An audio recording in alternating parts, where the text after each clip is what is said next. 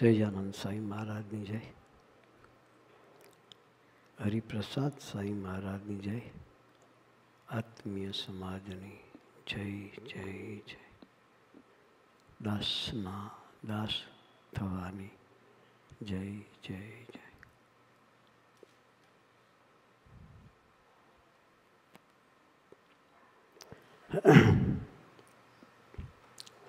આપણે બધા જ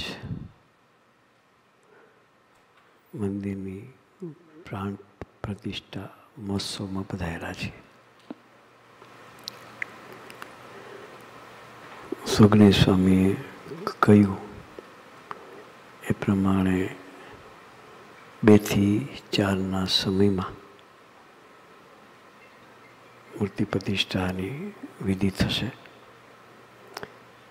એ પહેલાં બધાને પ્રસાદની વ્યવસ્થા કરી છે.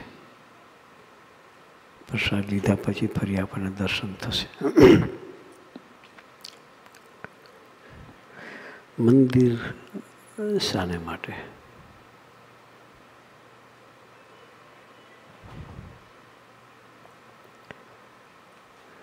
એક જણાએ સ્વામીજીને વાત કરી, અમારા ગુરુ હરિપ્રસાદ સ્વામીજીને, કે સ્વામીજી તમને એવું નથી લાગતું કે આવા મંદિરો કરી અને લાખો કરોડો રૂપિયાનો ખર્ચો કરો છો?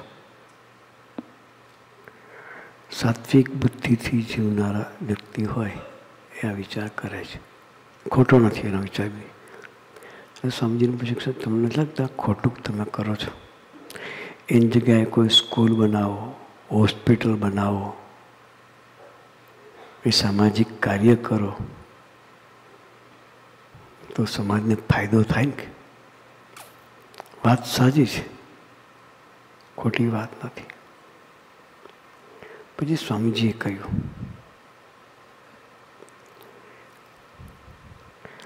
કે તમે જે વાત કરી હોસ્પિટલ બનાવવાની,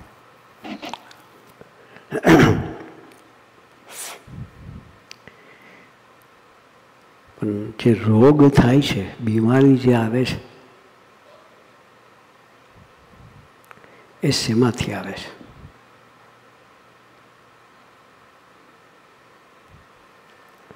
બીમારી આવે છે અને રૂટ કોઝ શું છે?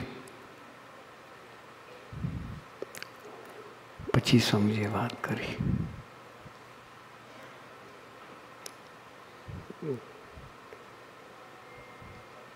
કે મન છે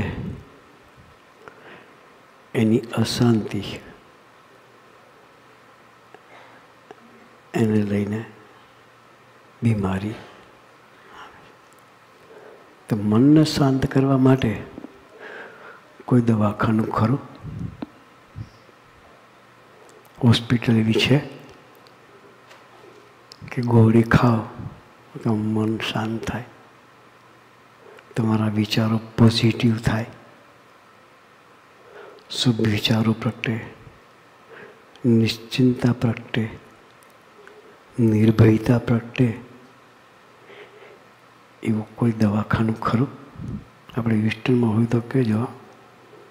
ડૉક્ટર સુમિતભાઈ છે, પૂછીએ આપણે કે કોઈ ડૉક્ટર ખરા એવા કે આની ગોળી આપણને આપે? મેડિકલ સાયન્સમાં હજુ સુધી એની કોઈ ગોળી શોધાણી નથી કે નિશ્ચિંતતા, નિર્ભયતા અને સુવિચારો પ્રગટે.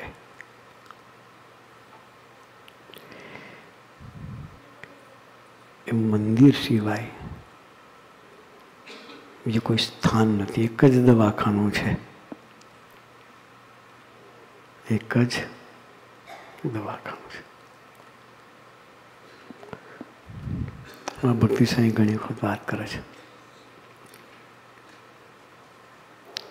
કે સ્ટ્રેસ લેવલ ખૂબ વધી ગયા છે અત્યારે. એન્ઝાઇટી, સ્ટ્રેસ લેવલ,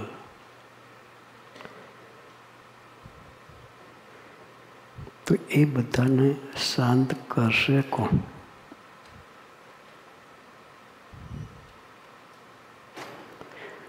ત્યાં આવા પવિત્ર સંતો સાથે દોસ્તી હશે, ખુલ્લા દિલનો સંબંધ હશે,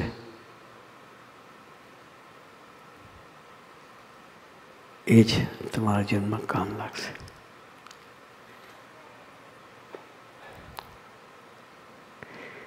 કાલે દીપકભાઈ ને ત્યાં ગયા હતા. એમના હોલ ઉપર બે દિવસ સભા કરી. દીપકભાઈએ મન મંદિરની વાત કરેલી.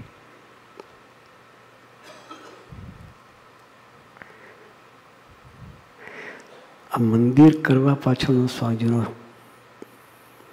ભાવના એક જ છે કે દિલ મંદિર બને, ઘર મંદિર બને. આપણે ઠાકોરજી પધરાવાના, અહીંયા ઠાકોરજી પધરાવાના, સરસ ઊંચું સિંહાસન, એની પર આપણે ઠાકોરજી પધરાવ્યા. પવિત્ર સ્થાન જોઈએ. ઠાકોરજીને પધરાવા હોય તો પવિત્ર સ્થાન જોઈએ. જ્યાં ત્યાં ઠાકોરજી મૂકી દેવાય નહીં. તો દિલને મંદિર બનાવવું હોય તો પેલા દિલને બી પવિત્ર કરવું પડે ને. ઠાકોરજીને પધરાવા હોય તો એ ક્યાં થાય?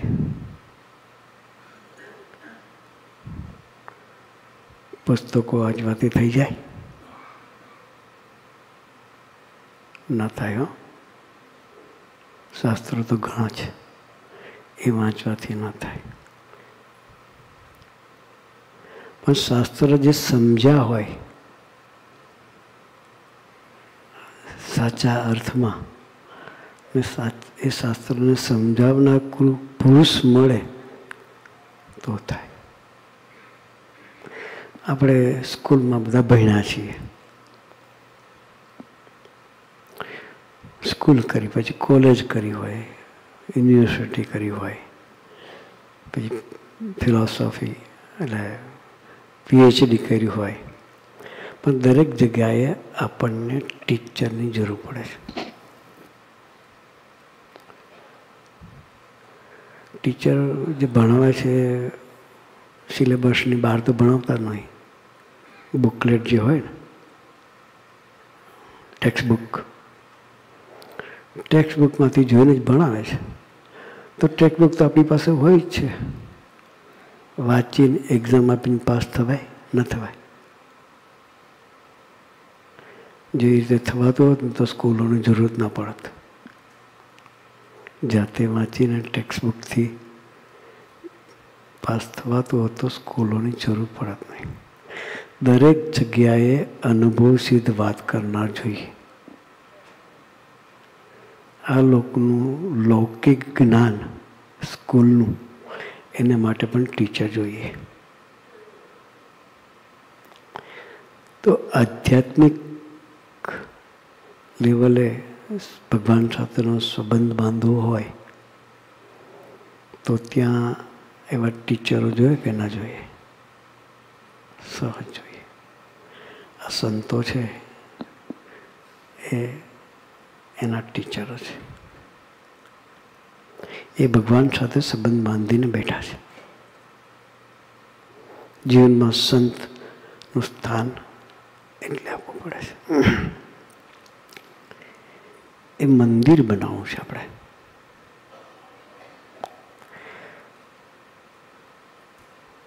આ દેહરૂપી જે સ્થૂળ મંદિર છે એમાં ઠાકોરજી પધરાવા છે. પણ ગંદકી જ્યાં સુધી હોય ત્યાં સુધી ઠાકોરજી રહે નહીં. તો આપણે વિચાર કરીએ આટલું બોડી પેક બોડી છે, ગંદકી અંદર કંઈથી જાય?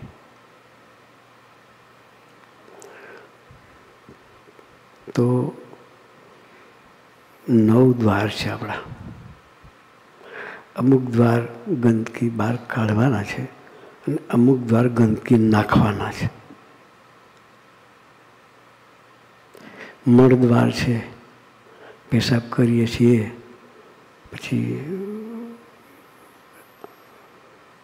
પરસેવો છૂટે છે, એ બધા ગંદકી કાઢવાના દ્વાર છે. પણ આંખ, કાન અને મોઢું એ ત્રણ ગંદકી નાખવાના દ્વાર છે. 9 દ્વારનું અધ્યય છે. એમાં આજે 3 મુખ્ય દ્વાર છે, આંખ, કાન અને જીભ કહેતા મોઢું. એ ગંદકી અંદર નાખે છે. આંખે કરીને ન જોવાનું જોઈએ, કાને કરીને ન સાંભળવાનું સાંભળીએ. જીભ ડબલ ડ્યુટી કરે છે. આપણે ડબલ જોબ કરતા હોય ને, જીભ ડબલ જોબ કરે છે.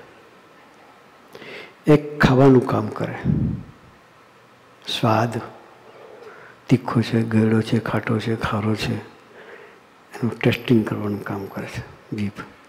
અને બીજું બોલવાનું કામ કરે છે. એમાં બી સારું બોલે ને ખરાબ પણ બોલે. એ ડબલ ડ્યુટી કરે છે. એટલે જીભ જેની કંટ્રોલમાં રહી એ સુખી થઈ જાય. આંખ જેની કંટ્રોલમાં રહી એ સુખી દે. કાન જેનો, એટલે આંખ, કાન અને જીભ એ 3 વિવેક પ્રગટાવવાના છે. મંદિર એ એની પાઠશાળા છે. શું છે? આંખ, કાન, જીભના વિવેક પ્રગટાવવા માટેનું પાઠશાળા એટલે મંદિર. એના અધ્યાપક એટલે સંતો. પ્રોફેસર કહે, પ્રોફેસર.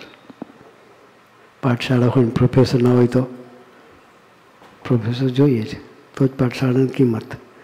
બાકી પાઠશાળાની કોઈ કિંમત નહીં. હા, ગમે એટલે ઇન્ફ્રાસ્ટ્રક્ચર સારામાં સારું કર્યું હોય, મિનિંગલેસ. એટલે આપણે એ વિવેક પ્રગટાવવો છે. તો આપણું દેહ મંદિર બની જાય, આપણું ઘર મંદિર. સ્વામીજી એક વાત કરતા હતા. સ્વામીજી યોગીજી મહારાજ સાથે સેવામાં હતા. એ વખતે આણંદમાં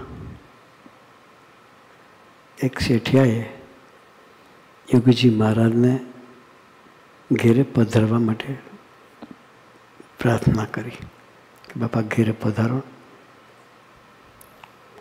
શેઠને યોગીજી મહારાજ માટે થોડું હેત ને નિષ્ઠા.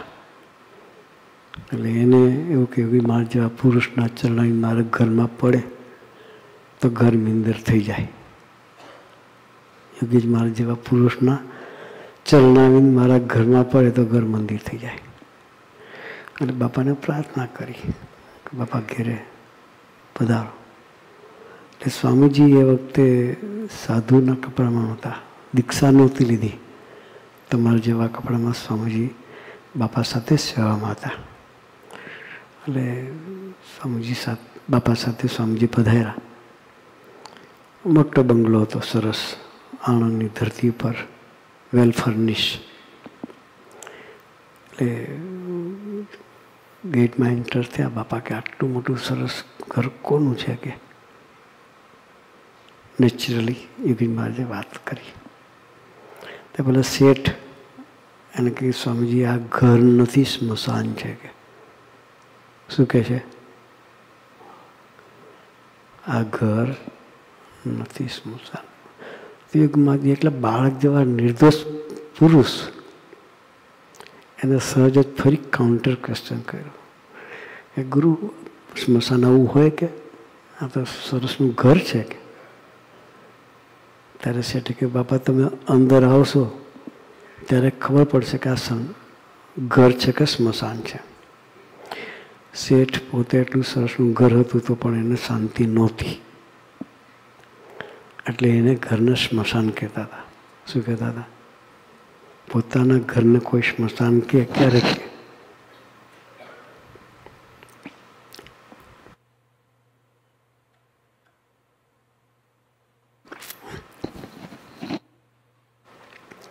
ઘણી વખત આપણે સાંભળ્યું છે, ગામડામાં રહેતા હોય ને તો બોલે, મમ્મી અકળે ગઈ હોય ને, છોકરો હેરાન કરતો હોય ત્યારે કે આના કરતાં પેટે પથરા પાયકા હોય તો સારું હતું. આપણે સાંભળ્યું છે ઘણાએ. ક્યારે બોલે? ત્રાહિમામ થઈ ગયા હોય ને ત્યારે. બાકી બાળક ન થતું ત્યારે ધંભછડા કરતા હોય કે ભાઈ અમારે બાળક થાય એ માટે આશીર્વાદ આપો. પણ થાય પછી આવી ઉકળાટ ઠાલવતા હોય છે કે આના કરતાં પેટે પથરા પાયકા હોય તો સારું હતું. એવું શેઠનું પરિસ્થિતિ હતી. 3 દીકરા હતા. બાપાને ઘરમાં લઈ ગયા, સોફા પર બેસાડ્યા. પછી એક દીકરો આવ્યો. બાપાએ કહ્યું કે એના ફાધરે, દીકરાના ફાધરે, કે સ્વામીજી આવ્યા છે, ઠાકોરજી સાથે છે, તો અગરબત્તી દીવો લાવો કે.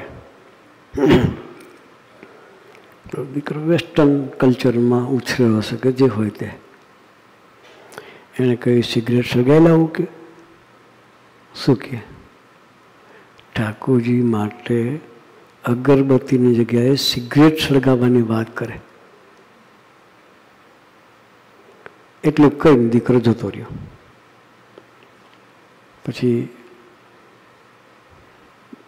થાય ને, યોગીમાં જો પુરુષ બેઠા હોય ને દીકરાઓ ને બાપનું ઇન્સલ્ટ કરી નાખે તો એને ઘર સ્મશાન લાગે કે મંદિર લાગે? કેવું લાગે? એટલે બાપ ઉદાસ થઈ ગયા. બાપાને કે બાપા જોયું કે આ મારો દીકરો છે કે, અને એને અગરબત્તીને કહું છું તો બીડી સળગાવવાની વાત કરે છે. પછી એવામાં બીજો દીકરો આવ્યો.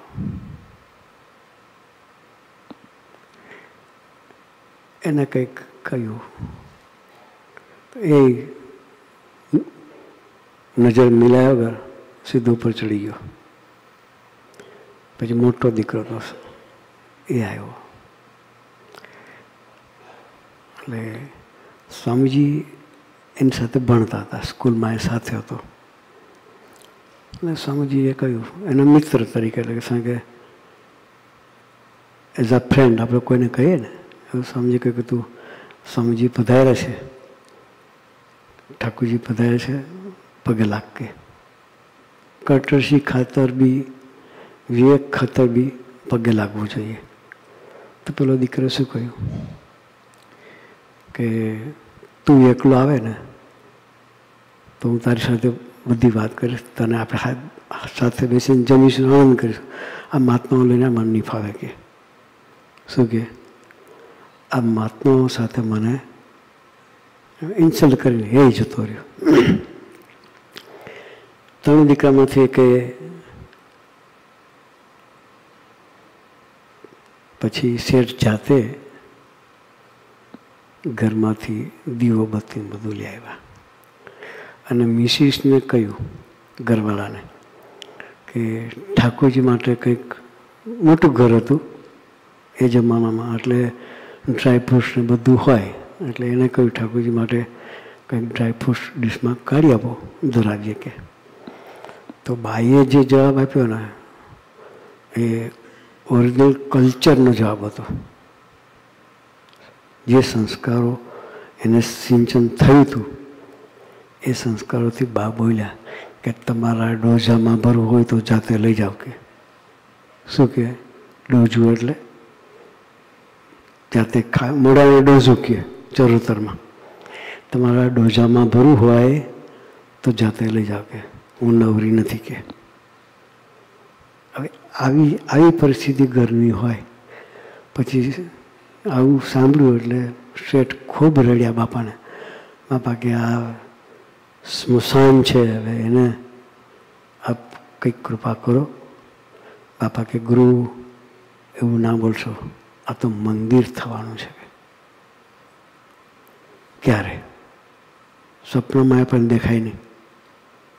ત્રણમાંથી એકેય દીકરો કોઓપરેટિવ નહીં, ઘરવાળા કોઓપરેશન નથી, તો મંદિર થવાનું તો સપનું આવે નહીં ને. એટલે શેઠે રડતા રડતા કે બાપા ક્યારે કે?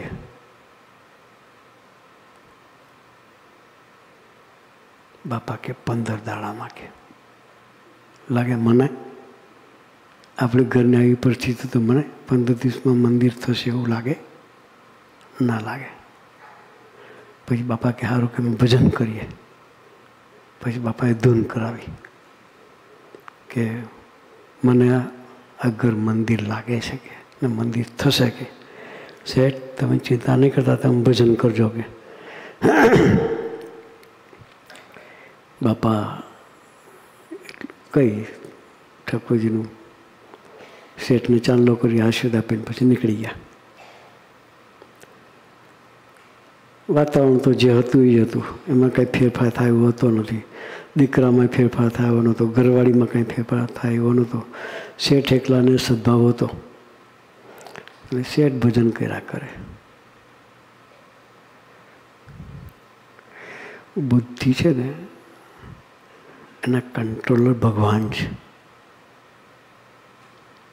બીજું કોઈ ગમે એટલી તમારી ચપરાક બુદ્ધિ હોય, એક આટલો ઢીલો કરી નાખે તો શું થાય?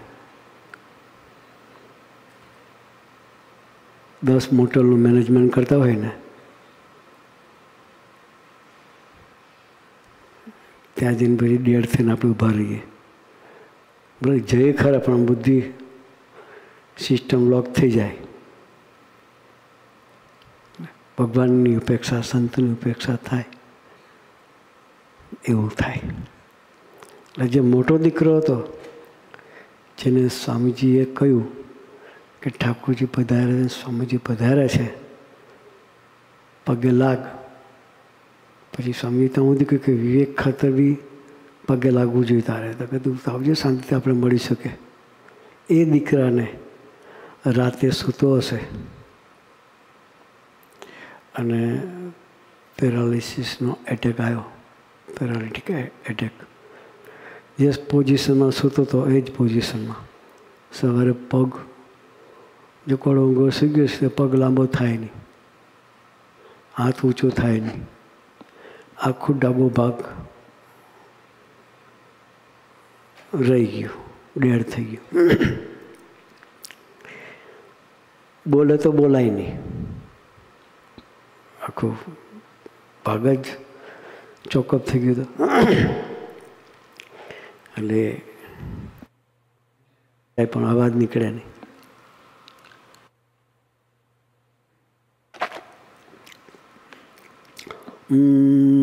કરે એની મિસિસ જોવું કે શું થાય છે. પછી જોયું તો કે હાથ હલાવવાનો પ્રયત્ન કરતા હાથ હાલે ને, પગ હલાવવાનો પ્રયત્ન કરતા પગ ના હાલે, બોલાય નહીં. એના પછી સવારના પરમાં બધાને પરિવારના 3 ભાઈઓ, એક ભાઈ લખવામાં આવી ગયો, બીજા 2 ભાઈઓ, એના ફાધર, મધર, ભાઈના મિસિસ એ પરણેલો હતો, બધા જ ભેગા થઈ ગયા. શું કરી શકે? ઘરે 2-3 ગાડીઓ હતી. તાત્કાલિક સવારમાં વહેલા હોસ્પિટલમાં લઈ ગયા. આણંદના ડૉક્ટરે જોયું કે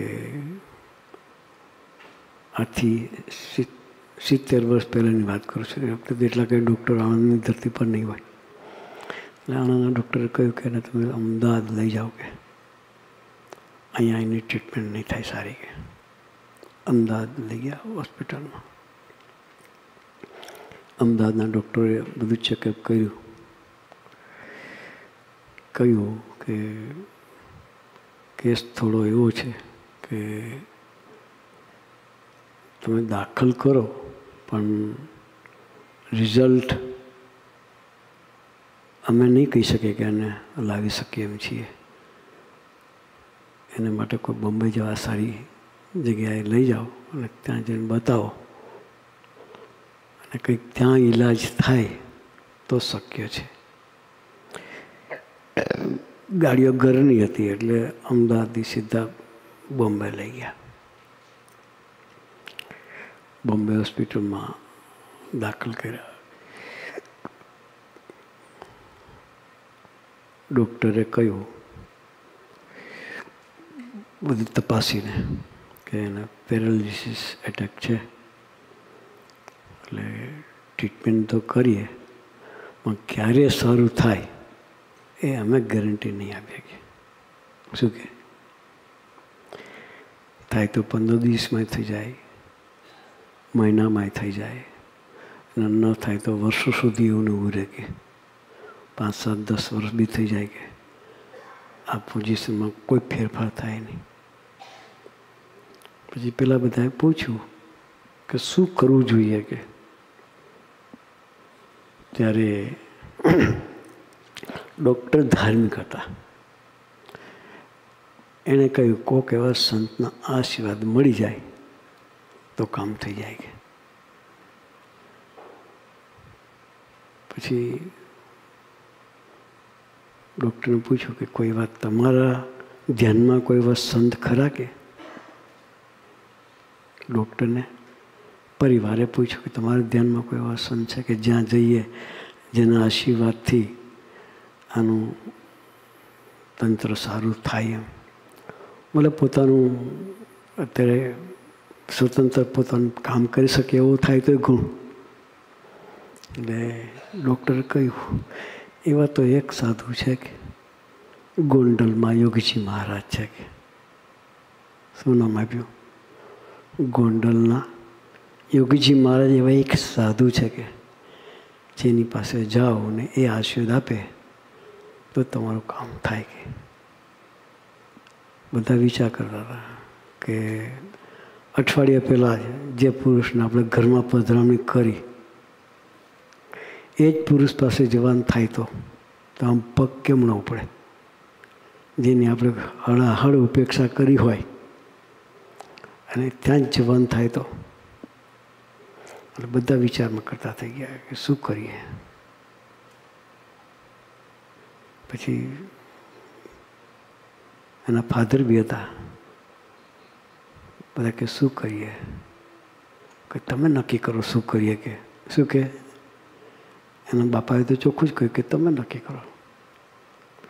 તો ડોહી બોલી કે અમે કે 10-12 વર્ષ અમે ખેંચવા કે છતાં કંઈ રિઝલ્ટ મળે કે ન મળે એના કરતાં જો આશીર્વાદથી કામ થતું હોય તો આપણે ત્યાં જઈએ કે.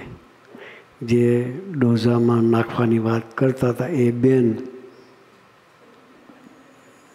શું કહે તમારા ડોઝામાં નાખવું હોય તો લઈ જાઓ. એ બેન શું કહે છે કે અહીંયા પડી રહેવું દવાખાનામાં 10-12 વર્ષ સુધી અને છતાં કોઈ એનો વિકલ્પ નથી તો પછી જો આશીર્વાદથી કામ થતું હોય તો આપણે જઈએ કે.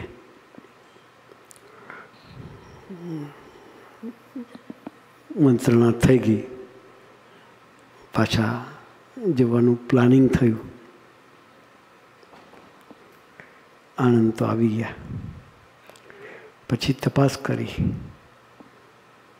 કે યોગીજી મહારાજ ક્યાં છે. ગોંડલ હોય, સારંગપુર હોય, ગઢડા હોય, મોટા મોટા મંદિરો હોય, બધી જગ્યાએ બાપા વિચરણ કરતા હોય. તપાસ કરી તો કે બાપા બોચાસણની ધરતી પર બિરાજમાન છે. એટલે આણંદથી બોચાસણ નજીક. એટલે વિચાર કર ચાલો છે તો બાપા નજીકમાં જ કે પછી આખો વરઘોડો, શું કહેવાય વરઘોડો કહેવાય ને, આખો પરિવાર જઈએ, આખો વરઘોડો આવ્યો આનંદ ધરતી પાછો. અને બપોરનો સમય 4, 3:30, 4નો સમય, અને બાપા આરામમાં હતા. સ્વામીજી કંઈક પત્ર લખન કરતા હશે ને ગાડી આવી. સ્વામીજી જોયું, સ્વામીજી નજીક ગયા કે કોણ છે જોત ખરા. તો એ જ વરઘોડો હતો જે અઠવાડિયા પહેલાં દર્શન થયેલા. સ્વામીજી કે શું થયું? મળ્યા સ્વામીજી. અને પછી સ્વામીજીનો મિત્ર જેને કહ્યું હતું કે તું એકલો આવજે, એ મિત્ર હતા. સ્વામીજી થોડો મજાક કરે, આનંદ કર્યો એનો કે તું તો એન્જિનિયર થયેલું છું, કે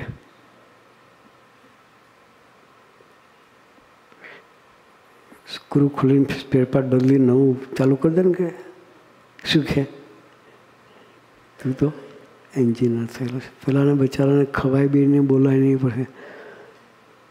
એટલે 2 ચમચી મોઢામાં નાખીને પોળું કરે ત્યારે તો મોઢું ખોલે ને પછી 3જી ચમચીથી ખવડાવવું પડે. તો ગળે લિક્વિડ જેવું હતું, તો સોલિડ તો ઉતરતું નહોતું. એવી પરિસ્થિતિ હતી. અઠવાડિયા 3-4 દિવસથી જમ્યો નહોતો છોકરો. એટલે સ્વામીજીએ કહ્યું કે શું છે? તો એની મમ્મીને બધા રડતા રડતા કહ્યું કે ભાઈ કે આવું થઈ ગયું છે મારા દીકરાને, કે હવે વાંધો નહીં, યોગી મહારાજ ખૂબ દયાળુ પુરુષ છે, તમે ચિંતા નહીં કરતા. કે યોગીજી મહારાજ તમારા કોઈ ગુના દોષ સમજવા પુરુષ નથી. કે પછી બાપા 4 વાગે 3:30 વાગે બહાર આવ્યા અને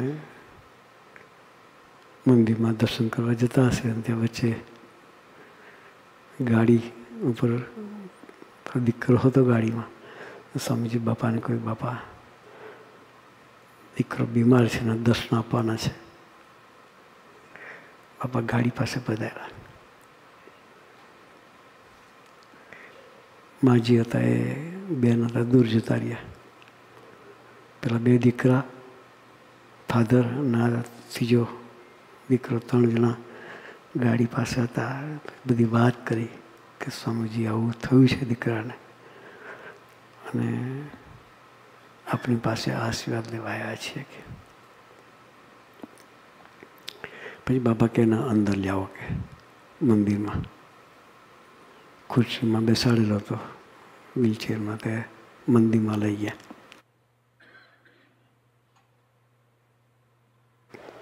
ઠાકોરજી સમક્ષ દર્શન કરાવ્યા. પછી એના બીજા દીકરાઓએ વર્ણન કર્યું કે બાપા કે એનાથી જમાતું નથી, મોઢું ખુલતું નથી, હાથ સીધો થતો નથી, પગ સીધો થતો નથી. એવી પરિસ્થિતિ છે. કે બાપા ગુરુ ચિંતા ના કરશો, તમારાથી ભજન થશે. કે શું કે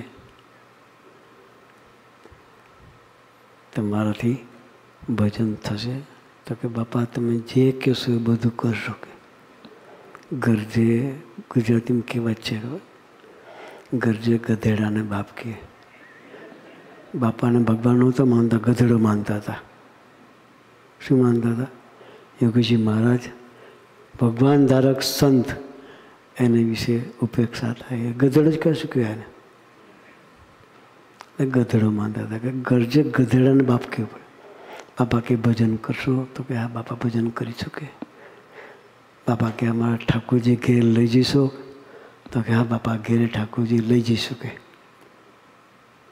પછી બાપાએ કહ્યું સારું, કે એક સેટ ભગવાન સ્વામિનારાયણ, અક્ષરપુરી મહારાજ, શાસ્ત્રી મહારાજની મૂર્તિઓ તમે લઈ જાઓ. કે રોજ ભજન કરજો. કે અમે પ્રાર્થના કરી શકે. પછી પેલા દીકરાઓ તણે કે બાપા એક નહીં જેટલી રૂમો છે ને એટલે દરેક રૂમોમાં ઠાકોરજી પધરાઈ શકે. શું કે એક રૂમ નહીં પણ જેટલી રૂમો છે બધી રૂમમાં ઠાકોરજી પધરાઈ શકે. સર બાપા કે ઠાકોરજી લઈ જાઓ, ભજન કરજો, અમે ઠાકોરજીને પ્રાર્થના કરીશું કે અઠવાડિયા પછી તમારો દીકરો ચાલતો અહીં આવશે.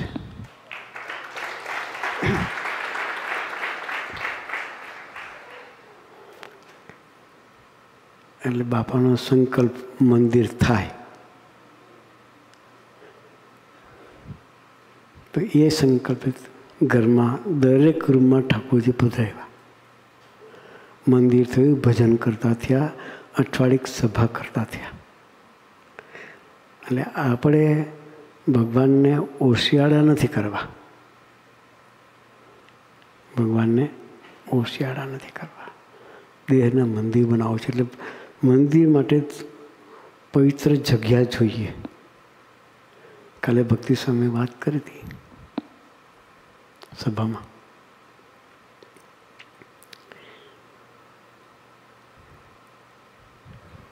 તો એ પવિત્ર જગ્યા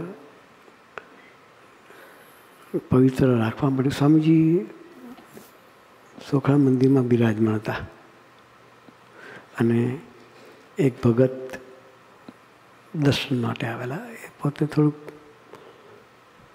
સ્મોકિંગની ટેવ. સ્મોકિંગ એટલે ચેઇન સ્મોકર, કન્ટિન્યુઅસ સ્મોકિંગ કરવા જોઈએ. એક સિગરેટ પૂરી થઈ તો બીજી સિગરેટ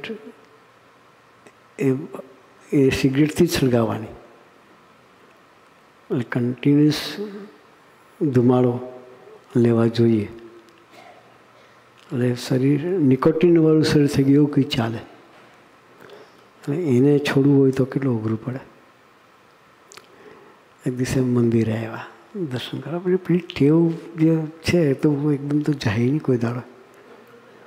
પણ બેઠા હતા એક રૂમમાં, બેઠા હતા. મંદિર હોલ અલગ હતો. તો રૂમમાં બેઠા હતા ને ચાલુ કરી ધુમાડા કાઢવાની. સામે દિવાલમાં મૂર્તિ હતી યોગીજી મહારાજની, સ્વામીજીના ગુરુની. એટલે ધુમાડો જો બહાર ગયો ને તેને મૂર્તિ સામે નજર કરી તો આપણને ધુમાડો લાગે ને જો અકળામણ થાય ને, ગૂંગળામણ, એ મૂર્તિમાં યોગી મહારાજનો ફેસ ગૂંગળામણ થતો હોય એવું આમ કરીને કરતા એવું દર્શન થયું એને. હવે એને નવાઈ લાગી કે આ મૂર્તિ છે, મૂર્તિમાં ફેસ આવું કેમ મને દેખાય છે. પછી ફરી શોટ લીધો એટલે ફરી ધુમાડો કાઢ્યો તો ફરી મૂર્તિ ગુંગળામણ થતી એવું દર્શન કરાયું. એટલે એને આંખ બંધ કરી દીધી. આંખ બંધ કરી અને ફરી શોટ, ત્રીજો શોટ માર્યો તો એના હૃદયને એ મૂર્તિ જે બહાર હતી દિવાલમાં એ મૂર્તિ હૃદયમાં દેખાણી. ને હૃદયમાં દેખાયેલી મૂર્તિ પણ આમ ધુમાડાથી ગુંગળામણ થતી એવું દર્શન કરાયું. એટલે એને થયું કે મારા હૃદયને ભગવાન છે. અને આ જે હું સ્મોકિંગ કરું છું એનો ધુમાડો અંદર જાય છે તો એને ગમતું નથી ને એ અંદરથી નીકળી જશે. એને રિયલી સેન્સમાં એને અંતરદૃષ્ટિ થઈ. ઓન દેટ વેરી મોમેન્ટ એ વ્યક્તિએ સિગરેટને ઓલવી જ્યાં સુધી ધરતી ભર્યા ત્યાં સુધી ફરી સિગરેટ પીધી નથી. આ કામ મંદિર કરે. પરિવર્તનનું કામ મંદિર થાય, ઘરમાં ના થાય. હો, એટલે માટે યુગ પુરુષોએ મંદિરનું સર્જન કર્યું છે. એટલે આપણે આપણા દીકરાના જીવનમાં સંસ્કારોનું સિંચન કરવું હોય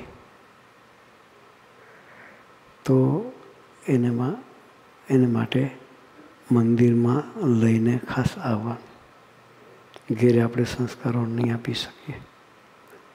એ દીકરા દીકરીઓ આપણા રે આપણી સાચી મૂડી શું છે? તો આપણે એ દીકરા દીકરીઓ આપણી સાચી મૂડી છે. એ દીકરા દીકરાઓ જો સચવાયા નહીં અને એ કુમાર્ગે ચડી ગયા તો જે પેલી બહેનો બોલે છે ને કે આના કરતાં પથરા પાયકા હોત તો સારું હોત, એવા શબ્દો સાંભળવા ના પડે. એટલે આપણે આપણા દીકરાઓના સંસ્કારોનું જતન કરીએ તો એ દીકરાઓ આપણા થશે તો આપણી ભવિષ્યમાં સેવા કરશે. બાકી અત્યારે તો શું કે હોમ કેર શું કે ઘરડા લોકોને રાખે day care. Yes, day care તો અમારા જૈનભાઈ જેવા ખોયલા જ છે. પણ એ ડે કેર અંતિમ ધ્યેય નથી આપણું. દીકરા દીકરો આપણી સેવા કરે એવા સંસ્કાર જો આપણે આપવા હોય તો ત્યાં મંદિર જોઈએ, સંતોનો યોગ જોઈએ. અને અઠવાડિયે જે સભા થાય છે એ સભામાં દીકરાઓને મોકલવા પડે. આ દીકરાઓ જે નાચતા હતા, ડિસ્કો કરનારા દીકરાઓ આ સંતો સામે ભગવાનની રાજી કરવા માટે નાચવું એ સામાન્ય વસ્તુ નથી. એ સંસ્કારોનું સિંચન છે. એના મા બાપ અત્યારે હોશી કે આદમીને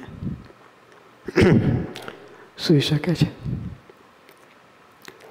એટલે આપણે નિરાતે ઊંઘ લેવી હોય, આપણા દીકરા દીકરાનું સંસ્કારોનું સિંચન કરવું હોય તો આપણા દીકરા દીકરાઓને પણ મંદિરમાં મોકલજો, સંતોના યોગમાં રાખજો. હમણાં જ એક અંકલ આવ્યા હતા કંઈક કે મારા દીકરાને થોડોક માર્ગે ચડાવો ને કે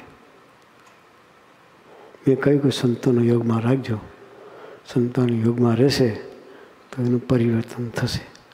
તો આપણે બધાએ પણ આપણો દીકરા દીકરો આપણા રહે, આપણું ઘર મંદિર બને, આપણું દેહ મંદિર બને એ માટે ભગવાન સ્વામિનારાયણે આ સરસ યોગ આપણને આપ્યો છે. સ્વામી જેવા પુરુષે ઠેર ઠેર મંદિરો કરવાના સંકલ્પ કર્યા છે. એનો કોઈ પોતાની વાહવા માટે નહીં કરતા,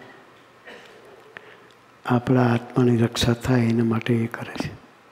તો નિસ્વાર્થ ભાવે